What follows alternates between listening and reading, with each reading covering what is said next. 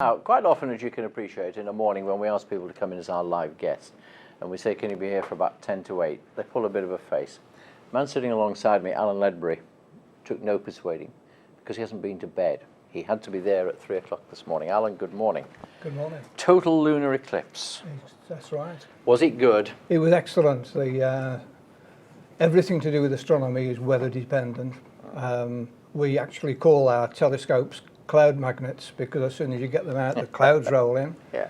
And we didn't see a cloud all night. It's blue skies, stars were sharp, and the moon was up all night. It was superb. So I'm right in saying you haven't been to bed? No, yeah. No. What sort of pictures did you get?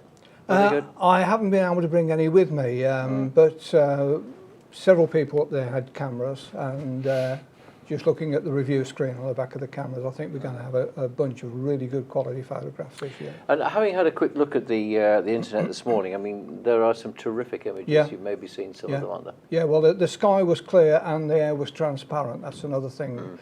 We did get a little bit of mist on the beacon. The cameras were dripping with water, but they survived. We got the photographs. It was what's known as a supermoon.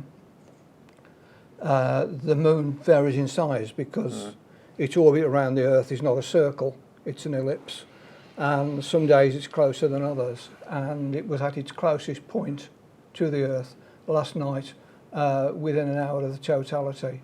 And therefore the moon, it was 15% bigger than normal and easier to photograph, easier to see. And a beautiful colour. It turned a beautiful red at about 3 o'clock in the morning. Is there a big cheer from all of you when this moment happens, I wonder? No, not like the solar eclipse. The solar eclipse is over in a few minutes, and you get this diamond ring effect at the end where the sun suddenly bursts back, and you go from midnight dark to daylight in a fraction of a second, and that's a very spectacular moment. But with the moon, it's much more gentle. So how does, what forces make a total lunar eclipse then? As the moon orbits around the Earth, when it gets on the opposite side of the Earth to the sun, it sometimes flies through the Earth's shadow. Not always, because the moon goes around once a month. But if it does fly through the shadow of the Earth, it goes from being bright to almost disappearing. But there's a sort of strange optical effect due to the Earth's atmosphere, which bends and changes the colour of the sunlight, and it focuses a beam of red light onto the moon during the hour of totality. Could you see, is this one of these things you could see anywhere you were in the world? Anywhere on this side of the planet, approximately half the people on the planet could see it. That would be everybody in Europe and Africa. But if you lived on the other side of the planet, America or China, no, you wouldn't see it. They're facing in the wrong direction. It would have been daylight in those areas where it was night here. I presume that all over the British Isles, as well as other parts of the world, there were groups of people like those you were with? Yes, there are over 300 astronomy clubs in the UK, and most of them organise some sort of group sitting. But you can see it from your own house. What I recommended in our club magazine is that you stay in bed and watch it through the window. Far more sensible than what I was doing. Yeah, but was it a cold night out there? It was cold, but we were wrapped up warm, so it wasn't a real problem. And you had your flask of soup and all of that course, sort of thing with you. Yeah. What's the interest in this? What's the appeal? I mean, when you see the eclipse of the moon, you actually see the shape of the Earth, the shadow of the Earth. You see it as a curve that moves across. And you can tell that the Earth is much bigger than the moon. And 3,000 years ago, the ancient Greeks used this to actually prove that the Earth was a sphere and not flat, as most people believed. So it did have a use, but today all we're doing is checking up that the ancients were correct. So up to that point, did everybody think that the Earth was flat? That if you went so far, you'd fall off the end? Not everybody. The scientific community, I think, understood it. The ancient Egyptians understood it. There were ways you could tell. The very early people thought that there was a new sun born every morning that rose out of the sea and fell into the Western Ocean at night and drowned and died. But I think more sensible brains thought that was a fallacy. I mean, we smile about it, but I mean, you can possibly understand, you know, Oh, yeah. reasonably simple folk thinking that. Yes, can't yes. Yes, this is why sun religions, the solar religions were so important. They got up every morning and prayed towards the east, hoping that a son would be born. And I think many modern religions still follow the practice of facing east. From the point of view of, I mean, you know, you've only got to look at some of these pictures on the internet this morning just to see It how was very dramatic pretty. they are and attractive. I mean, I saw one headline which said, "Super blood moon paints sky red." So Yes. you can see the appeal in that. Appeal apart, are we learning anything, or is it telling us anything, what you saw this morning? It's a useful method of checking that we understand the clockwork that makes the solar system work. When we set our clocks, we do set them to the way the planets move, and an event like this does allow us to check that the clocks are right. Oh, right. Yes. I'd never thought of it in those terms. Yeah, because you know I can understand why people get involved in something like this, but I was just thinking, well, would you ever learn anything? I mean, would there be any likelihood of a point this morning where you and others were standing watching this and saying, "Did you see that? Didn't know that? Something new," or is that not possible? It depends how long you've been doing it. I've been in astronomy 50 years, and I'm not surprised any longer. But certainly there were young people up there that were very surprised at what they were seeing. But most of all, it's the spectacle. And it's a social event. There were 50 people up there who were sharing cups of cocoa and coffee and generally chatting. And it was better than a night in the pub, if you understand what I mean. And here are you telling me that you could have just lain in bed and watched it all Yeah. anyway. I thought it was a bit like Total Eclipse, you know, here it is, gone, finished. But this Yes. was quite a long, drawn-out process, wasn't Yes, yes. It started about 1 o'clock in the morning, and you slowly watch the shadow of the Earth move across the surface of the moon until eventually the moon almost disappears, and then it turns this beautiful blood red, and then the shadow moves off, and so it takes about 6 or 7 hours total. Is it the shadow that turns it blood red, is it? It's not the shadow, it's refracted light from the Earth's atmosphere. The sunlight, when it hits the Earth's atmosphere, especially when the sun is low, often turns the sky red. That's why we get red sunsets. And then this red light from this sunset is bent towards the moon, which is actually inside the Earth's shadow and should not be visible. But this beam of red light picks it out. It's like a red searchlight. It's a very strange effect. You said earlier in the programme that you've been into astronomy for 50 years. Yeah. Do you still get the same buzz when you watch Oh something yes. like that? Yeah. Yes. It's nice to know that people can predict events like this. They're able to predict these things 1,000 years in the future to within a second. How can they do that? The planets are better clocks than even our atomic clocks. A large planet like the Earth, which weighs, of course, billions of tons, it's on this 365-day orbit around the Sun. And to change that orbit by even a millionth of a second would take fantastic amounts of forces. And consequently, since those forces aren't there, it does continue to move at the same speed and in the same period. I mean, I can, you know, as a layman, I can understand that you can say, oh, it'll be on this day. I can even, you know, understand that you say it could be between these times. But being able to predict it, and you say looking ahead 1,000 years during these times, is extraordinary. It is, yes, yes. Yeah. But we can also predict backwards. We can tell that there were eclipses on certain dates 1,000 years before Christ. Yeah. It's extraordinary, isn't it? The last one was at 1982, is that right? I can't remember the last. There are lunar eclipses on average twice a year, but you don't always see them. They're either on the other side of the Earth or it's cloudy. Yeah, I think something comparable to this I read was 1982.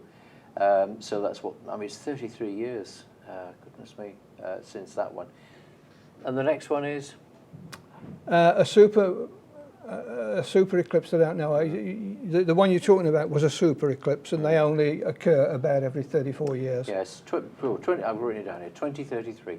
Yeah. So in that period between those two, there will be sort of mini versions of it. Is that Well, what you're saying? It's difficult to tell the difference. The moon gets bigger and smaller because it moves closer and further away from the Earth.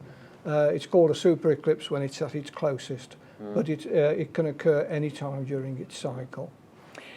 You've been at great pains to say how something like this you can predict, you know, to seconds, 1,000 years back and forward. Can anything at all throw that off? It would take a very large event, like a planet moving through the solar system that we didn't expect. So there are rogue planets out there, but we've never actually seen one. Certainly, large planets like Jupiter do affect the movement of the Earth, but we can predict the errors caused by Jupiter because we know how powerful its gravitational field is and where it will be at any particular time. It makes the calculation extremely complicated. If it were just the Earth and the Sun, it would be 365 days every year. But if Jupiter's over there, it will pull the Earth towards it. And if Jupiter's over there, it will pull it the other way. So we need to know where all the major planets are because they do make an effect of maybe a minute on the Earth's orbit. When you first got into all of this, which as you say, it's 50 years ago. Yeah. What was there only one defining thing that's made I think young Alan get interested in it? I think there was. We had an excellent science facility at the school when I was a school child, and they had lots and lots of panels on the wall with pictures of birds and bees and all the usual stuff. And there was a thing called the Hartland-Russell diagram, which showed why some stars are red and some stars are blue. And it was the first time I'd seen something I didn't understand. It was too complicated for my young brain, and I had to ask. And the teacher explained not only what the diagram meant, but how they got the information. And I found it fascinating that we could know stuff about stars that are so far away. So you were hooked from that moment? I was, yes. Yeah. So then did you say, all I want for Christmas is a telescope? We couldn't afford one. Working class family. And I did make a mistake. I listened to Patrick Moore and he said anything smaller than 3 inches diameter is not worth having. So I waited until I could afford one. And I've spoken to people since that have bought what are virtually toy telescopes, and they got a lot of pleasure out of them. And I thought Patrick Moore knew everything. Clearly not. Now this is over. Yes. What else have you got to look forward to, I wonder? Lots of minor things. There are solar eclipses and lunar eclipses all around the world, but you do need to travel to them. But one we'll be able to see from the West Midlands is a transit of the planet Mercury, which will take place in about 6 months' time, next May the 9th, where the planet Mercury will pass directly in front of the surface of the Sun. It passes exactly between us and the Sun, and you will see it crawl across the surface of the Sun as a little black dot. You will need the eclipse glasses or welding glasses, but your local astronomy club will probably be giving those away for free at the time. When you say a little black dot going across the Sun, it is tiny. It is really need tiny. good eyes. You will need extremely good eyes to see Mercury. It is very small. Even the Earth is approximately 1% of the width of the Sun. Right. And Mercury is approximately 0.5% of the width of the Sun. It is very, very small. That is small, isn't it? Yeah. Even to my limited thinking on this, I can see that is very small. Your group who were up on Barbican early hours of this morning watching, you said there were 30 of you or thereabouts. Are they all mature people? Can I put it that way? No, the youngest in the club at the moment is 13 years old. And is that the exception rather than the rule? It is in our club. People who have retired have the time and the money to spend on hobbies. But we do have a lot of younger people in the 20s and 30s. but they are not the majority by any means. The majority, I would think 60%, 70% of our club are of retirement age. Is it because it just doesn't captivate them, their interest anymore? No, I think they're probably too busy. We do find that people can't give up an evening every week. Our club makes it every week, and not everybody can meet that regularly. People work shift patterns and can only come once a fortnight. Everybody has their own story. And of course, I've got families and children to look after. Yeah, I suppose if they're younger nowadays, there are so many things to grab their attention. Yeah. We were trying to see if we could get some pictures from that. Have we managed to get any pictures? Tom says yes, he might. All right, just tell us what we're seeing on the screen here then, Alan. Oh, this is about 3/4 of the way through the moon being covered by the shadow of the Earth. It's a full moon, so it's a full disk. It looks like a crescent moon there, but it's not. Something like 70 or 80% of that moon has been covered by the shadow of the Earth. Yeah. Okay, we've only got 30 seconds left, but let's see if we can just get one more image up there before we go. Here we are. Yeah, this is totality, and the moon has turned that glorious shade of red.